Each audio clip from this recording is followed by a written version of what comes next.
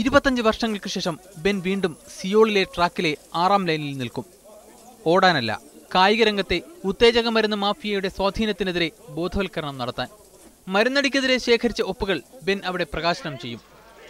9.79 second എന്ന ലോക record സമയത്തിലാണ് 1988 Seoul ഒളിമ്പിക്സിൽ ബെൻ 100 മീറ്റർ ഓടിയെത്തിയത്. എന്നാൽ മരുന്ന് പരിശോധനയിൽ പിടിക്കപ്പെട്ടതിനെ തുടർന്ന് മെഡൽ നഷ്ടപ്പെട്ടു. 9.92 സെക്കൻഡിൽ രണ്ടാമതെത്തിയ അമേരിക്കയുടെ കാൾ ലൂയിസിന് സ്വർണം നൽകി.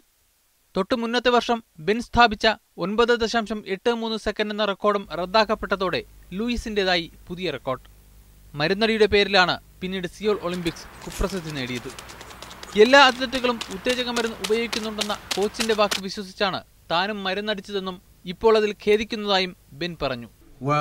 As a youngster like me, I think that's what I was told by my coach, that everybody on that level was taking it. So, for me to be a level playing field, I have to join the gang, so to speak. So, മികച്ച athlete ആയിരുന്നതിനാൽ തന്നെ എല്ലാവരും വേട്ടയാടിയതായും Ben പറഞ്ഞു. സിയോളിൽ സ്വർണം നേടിയ call ലൂയിസും ഒളിമ്പിക്സിന് മുന്നോടിയായി മരുന്നടിച്ചെന്നും അമേരിക്കയുടെ Olympic committee ഇത് മറച്ചുവെച്ചെന്നും 2003 വെളിപ്പെട്ടിരുന്നു. Sports desk, media 1.